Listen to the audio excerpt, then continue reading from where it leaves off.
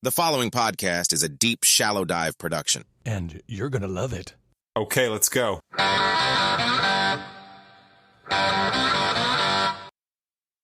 Hey, what's up, everybody? Happy Wednesday. All right, listen, tonight's a little bit of a treat. I've got my buddy Dave here. He's at the Deep Shallow Dive studio, and he is getting trained because he's going to launch his own podcast. So let me hand the microphone to him and let him kind of, let you know what it's like being in the Deep Shallow Dive studio. Thank you, Ray. It's a very impressive studio that you have here at Deep Shallow Dive. I'm amazed by the grandeur, the splendor, everything you have going. Very happy to be in your presence and to be a part of this wonderful production today. Thank you so much. I seriously did not pay him to say any of that. That was straight from the heart. But for all you guys out there who want to start your own podcast, I mean, you might not be able to travel to California, but I promise I will give you a online tutorial in terms of how to do your own podcast if that's what you decide. All right, let's get into it. So if you listen to yesterday's episode, I talked about a lot of things, and I want to follow up on some of the stuff I talked about yesterday, but I do want to make sure you guys are up to speed on what's going on between Russia and Ukraine. So give this a listen. NBC News has confirmed President Biden will now allow Ukraine to strike inside Russia with long-range missiles. This marks a significant policy shift, and it comes after Biden officials condemned the North Korean deployment of troops to Russia as a possible expansion of the war. All right, so basically what's happening is President Biden, and he's never done this before, but he basically now is given long-range missiles to Ukraine that can basically go deep into Russia. And this is a problem. Like, this is something that obviously Vladimir Putin is not a fan of. Prior to this, everything was kind of like on the border of Ukraine and Russia. But now, if they're able to launch long-range missiles into Russia, I mean, that's pretty much all-out war. So let's listen to ABC News that gives kind of Putin's response to it. Tonight into the war in Ukraine. Tonight, Russia's response now after President Biden decided to now allow Ukraine to fire long-range U.S. missiles into Russia. And why the move now? Here's our chief foreign correspondent, Ian Pannell, inside Ukraine tonight. Tonight, Russia accusing the U.S. of escalating tensions and throwing fuel on the fire as President Biden gives the green light to Ukraine to fire long-range American missiles on targets inside Russia. We want to make sure that Ukraine is in the best position to protect its interests. But it's Russia also escalating with massive daily attacks against civilians and power plants across Ukraine. All right, so basically, we kind of have to think about what the hell is going on? Like, why would Biden do this? Like, why would he give Ukraine long-range missiles? He hasn't done it for 2 years. I'm going to ask Dave. Dave, what are your thoughts on this? Well, Ray, it's a little bit scary because it is an escalation. And like you said, it's been 2 years before we have done this. And the question really is, why are we doing it now? And what is he setting up President-elect Donald Trump for in his second term in office to deal with this? I don't know, but it is quite scary. If I were Russia and I knew that the United States was now supporting the attack on its citizens internally in internal Russia, I would be a little bit nervous. And I would probably go right to Donald Trump and say, hey, let's get a rein in Biden and let's figure out what we want him to do. You know what? I totally agree. And I guarantee you, here's the thing. You guys have listened to this podcast long enough to know, what happens on the surface is never what's really happening. So we have to try to think okay, what is the reasoning behind this? And then what's happening behind the scenes? So I guarantee you Trump is on the phone with Putin. He's probably on the phone with Zelensky, and he's like, listen, I don't care what Biden is telling either one of you, just chill out. I'll be in office in 60 days. We'll get this all sorted out. So, but it's just goofy. It's all goofy. But Ray, you have to keep in mind that Donald Trump is a wild card, and you don't know what he's really going to do. And even though he's telling them, let's chill out, let's keep calm, it's 60 days, they don't know. We don't know. And that's the part about a Trump presidency that we have to keep in mind. It's keeping you off balance is why people are so entertained by what he does and how he operates his presidency. So this will be interesting to see in the weeks ahead, in the months ahead. Let's hope it doesn't bring us to World War III. All right, I'm totally with you on that. But if it does bring us to World War III, the question is it Trump's fault or is it Biden's fault? I mean, right now it feels like it's Biden's fault. Hey, by the way, everybody, we are drinking some wine tonight too. While we are recording this podcast, we're having a little vino. It's kind of like the Shannon Sharp Club Shay Shay, where he drinks whiskey with Cat Williams. Although Dave is not quite like Cat Williams, but he's my Cat Williams. So, all right, good point. All right, listen to this. Here was Putin's retort on Russian TV translated into English, which, by the way, Putin knows how to speak English. Dude probably speaks English better than I do, but he's not going to let that out. In the updated version of the document, aggression against Russia by any non-nuclear state, but with the support of a nuclear state, is proposed to be considered as their joint attack on Russia. Russia will also consider the possibility of using nuclear weapons when receiving reliable information about a massive launch of means of aerospace attack and their crossing of our state border. This includes strategic and tactical aircraft, as well as cruise missiles and drones, hypersonic and other delivery vehicles. Russia reserves the right to use nuclear weapons in case of aggression, including if the enemy, using conventional weapons, poses a critical threat. All right, so basically Putin kind of came out, and by the way, I honestly think this is all kind of BS. I really do. I think this is all for show. You know, these guys don't want nuclear war. Who the hell wants nuclear war?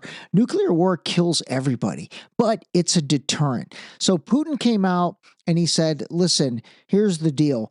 We have always said that if you basically launch war deep into our country, we then will authorize the ability to go nuclear.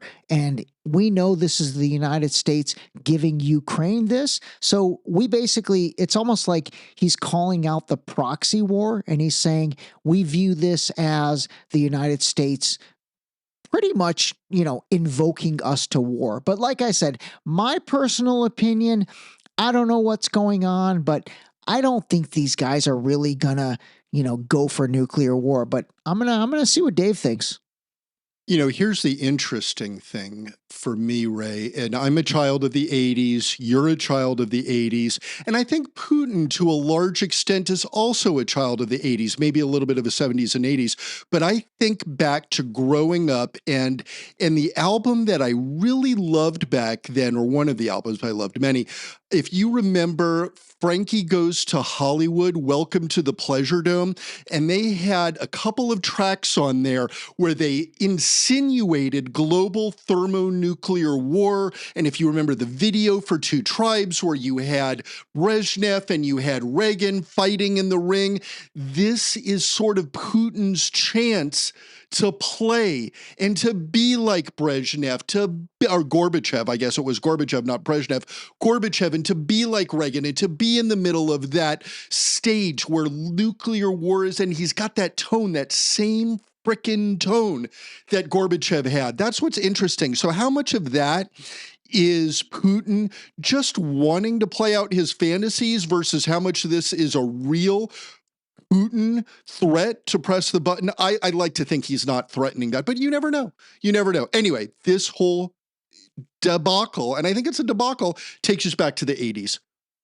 You know what? I don't know if that was the wine talking or what, but that was solid. We went back to the 80s. Frankie Goes to Hollywood. I love it. No, I'm totally with you.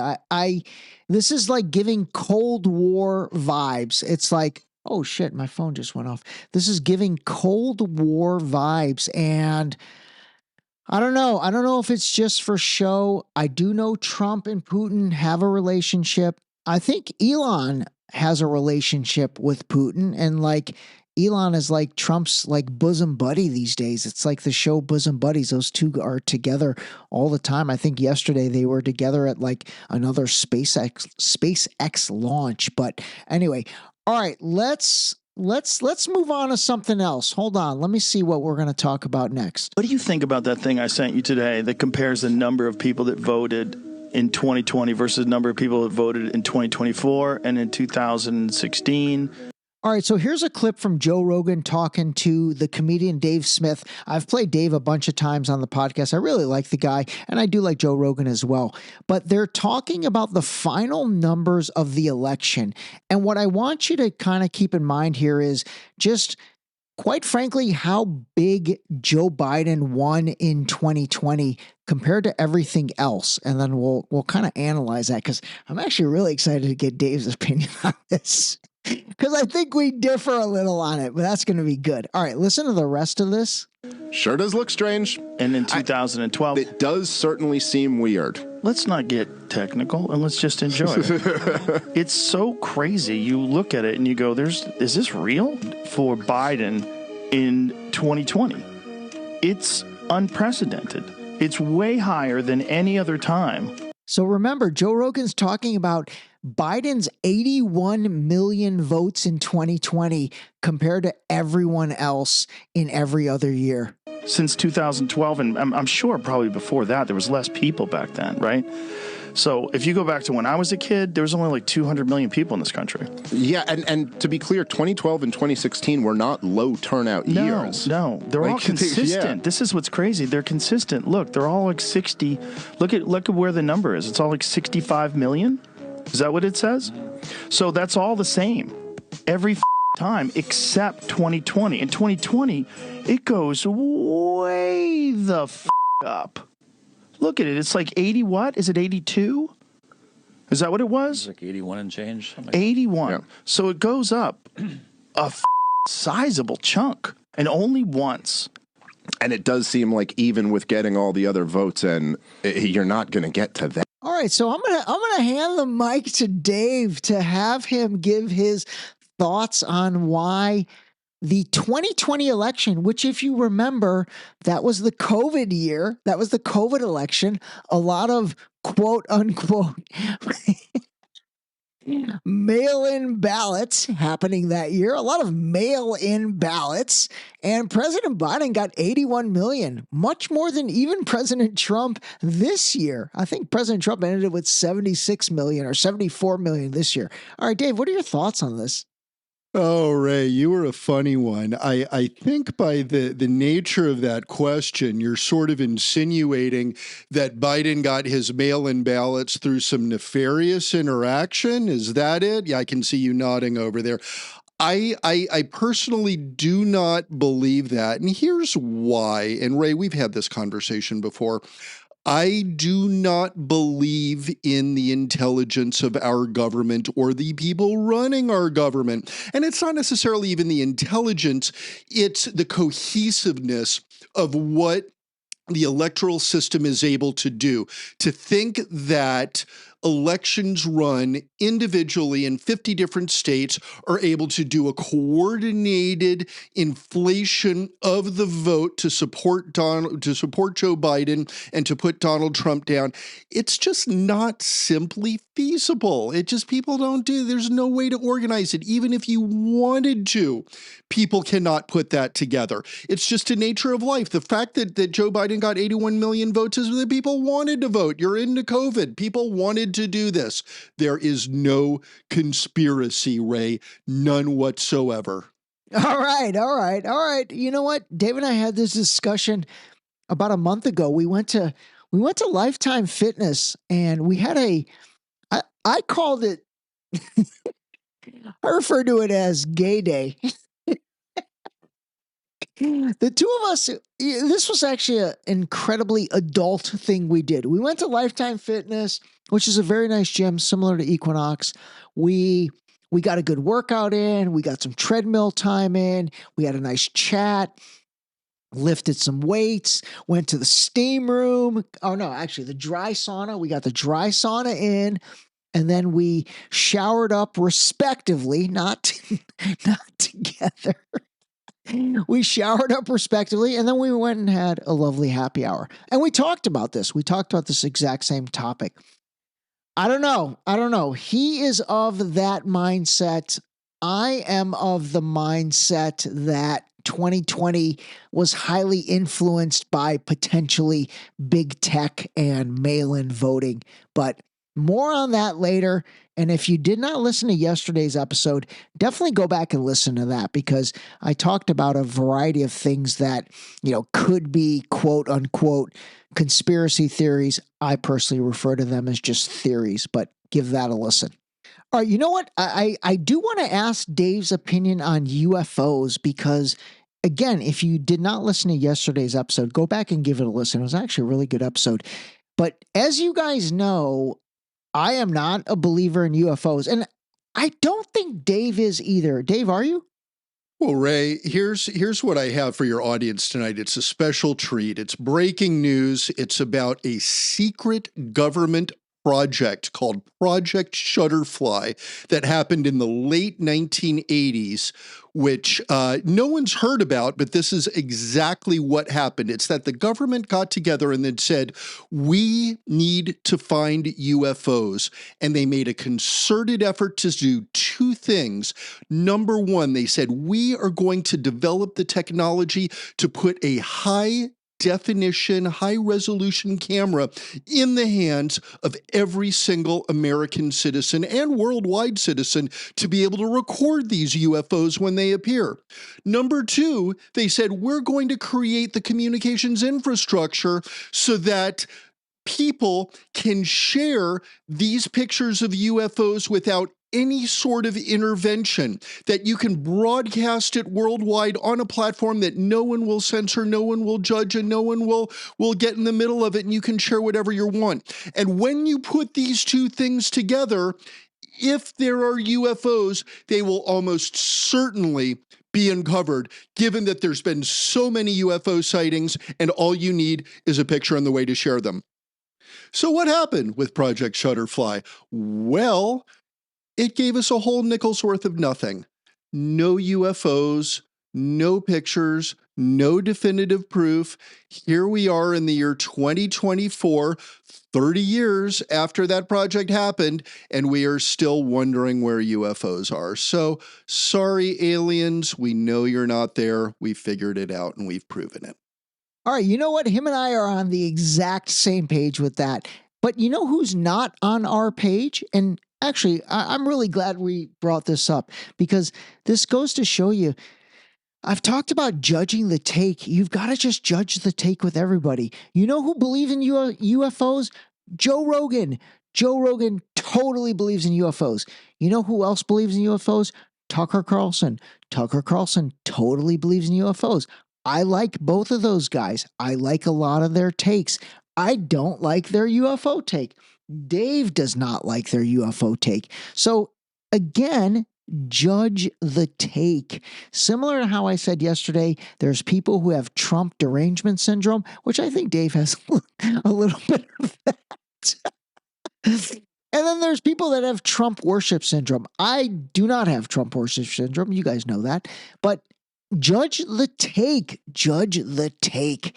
All right, let's see what else we can get into. All right, so you guys know I've been critical on a bunch of Trump's cabinet appointments. I think Marco Rubio's trash. I think Pete Hegseth, the Secretary of Defense, trash. Matt Gaetz. I mean, I will say I have liked some things Matt Gaetz has done. I liked when he attacked Kevin McCarthy, because I think Kevin McCarthy is trash. By the way, we're like on the second bottle of wine, so this is kind of fun. But you know what? I'm gonna ask Dave his take on Matt Gaetz. Really, Ray? Really, you're setting me up for this one. The problem with Matt Gaetz is that he is just sort of a freak. And he really is, unfortunately. He's got the weird look, he's got the weird vibe, he's done weird things. Everyone sort of knows it. But what I think is happening with Matt Gaetz, and we talked about this earlier, not in the microphone, is that Donald Trump is actually quite smart in certain situations, in that he's put Matt Gaetz up as sort of the outlier in his cabinet picks to be the one that everyone looks at and says, oh my God, why would we go with Matt Gaetz for Attorney General? It's never going to happen. We don't want this to happen. So that all of his other picks, which many are highly questionable, just sort of go under the radar and they go, look, they're not a Matt Gaetz. So he hangs Matt Gaetz out to dry, resigns his Senate position. So remember, he's resigned to do this. And if Matt Gaetz doesn't get this nomination, he's got nothing going on. And Donald Trump says, oh, well, sorry, buddy, you didn't quite make it. I did what I could. And then all of Donald Trump's other picks go right under the radar and right in. And it's beautiful. It's intelligent. That's why Donald Trump is what he is, because he does these smart things. That's a solid take. That is a solid take. Okay. So Matt Gaetz is kind of like the Trojan horse. We've talked about this on a previous episode where, removing Matt Gaetz from that senator position opens it up for Governor DeSantis, Ron DeSantis, to appoint Laura Trump, Trump's daughter-in-law, as the senator. I bet you that's going to happen. So anyway, maybe the combination of that and then Gaetz gets hung out to dry and he's sort of collateral damage. All right, Dave. That's a solid take. All right, next topic real quick. I do want to read this for you because this is actually pretty funny. I've got a buddy of mine from college. I've actually talked about this guy before. I love him to death. He's a very good friend, fraternity brother. We've known each other 25 years. He is liberal as the day is long. And so he just loves to send me shit, right? He loves to send me stuff. So he sends me a picture of Dr. Oz, and I'm actually going to get Dave's opinion on this as well. So Trump picked Dr. Oz to head the Centers for Medicine or Medicare and Medicaid Services. So he sends me a text with Dr. Oz's picture, and he goes, at what point do you agree this is all a fucking joke and a nightmare without it even beginning? Are you kidding me, Dr. Oz?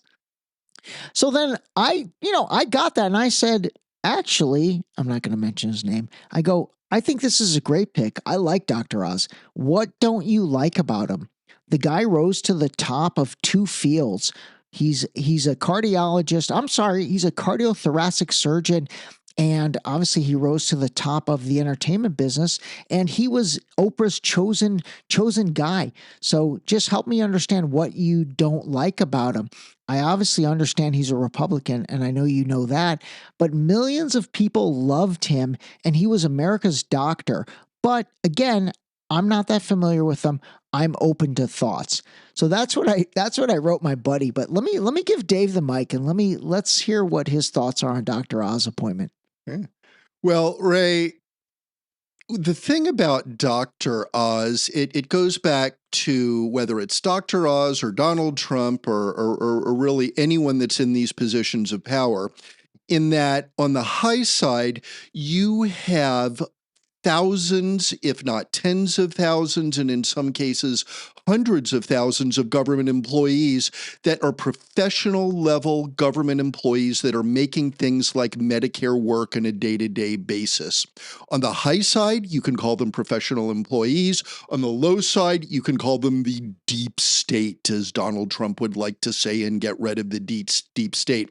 But at the end of the day, whether you put in Donald Trump, whether you put in Dr. Oz, whether you put in, any other of his cast of characters, even Elon Musk in charge of these people, there's really only so much they can do in terms of their ability to manage the systems. And I know a little bit about Medicare, having worked in healthcare for a hot minute. It's a big, tremendous beast in healthcare. And making serious infrastructural changes to the way that program works is not something that happens overnight, and it's not something that you can do callously or with a brush of a pencil or make it happen easily. I mean, it's years before you can make a change that makes any sort of difference. So to think that even if it is Dr. Oz, and even if he has all of his Oziolescence of what he would bring to this management of our Medicare program, there's only so much damage he can do, and I really think that we'll be okay in the end. Ossiolescence, ladies and gentlemen. Ossiolescence. All right, that's another solid take. By the way, Dave might become a regular on this. This is actually fun. We had some steaks tonight, drank some wine, and recorded a podcast. This might become a regular thing. All right, let me read you the rest of my buddy's text, because again, I think this is interesting because remember, he's a super, super liberal guy.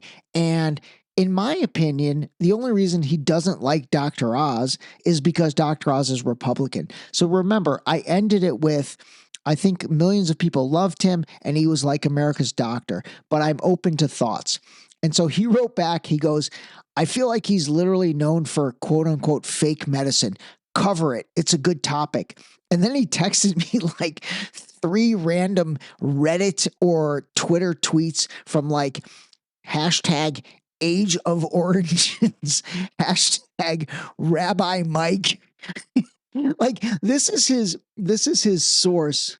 So again, those are the people that he is using as, I guess, his data sources for not liking Dr. Oz. And so then I wrote him back. I go, I'll dig into him. I know he took a lot of heat for recommending a lot of bogus supplements back in the day. And obviously, because I have a liquid vitamin business, I agreed with a lot of the heat that he took because, again, I think he did get paid for a lot of that stuff. But the guy has a legitimate pedigree. I think he went to medical school at Harvard, and then I know he got an MBA at Wharton. So you have to give that a little bit of credence. So again, my point of sharing this is it's kind of that cognitive dissonance that I've talked about a long time, or that I've talked about a lot on this podcast. And, you've got to judge the take. So like Dr. Oz, is he really that awful? I mean, seriously, is he really that awful? Or does my friend, who will remain nameless, does he hate him just because he's a Republican? So anyway, I'm going to give the mic back to Dave for some closing thoughts. We're at 26 minutes, but this was fun. All right, Dave. Thank you, Ray, and thank you for having me over to these beautiful studios here tonight to record this podcast with you. I've had a tremendous amount of fun. I have learned a lot about the podcast production process and watching you work the GarageBand like a maestro, like a Beethoven of the Apple Macintosh. You really are, Ray. And the fact that you've put out, I think this is episode number 235, 245, 225, I'm not quite sure, but one of those, the fact that you put out so much content and you've been such a great voice for your listeners of just a good friend, a compatriot. It's a real honor to be sitting here with you here today to be a part of this podcast. So thank you for letting me be here. I appreciate it. I hope I get invited back soon. We'll see. And with that, thank you, Ray, and have a wonderful evening. He had me at hello. All right, call a spade. Hope you guys enjoyed the episode. Good times. Good buzz, good conversation. All right, everybody. We'll talk to you soon. That was a great way to end it. This episode was brought to you by the new book, Deep Shallow Dive Into You, available now on Amazon and Barnes & Noble in hardcover and paperback. Don't forget to sign up for our new mailing list on our website at deepshallowdive.com.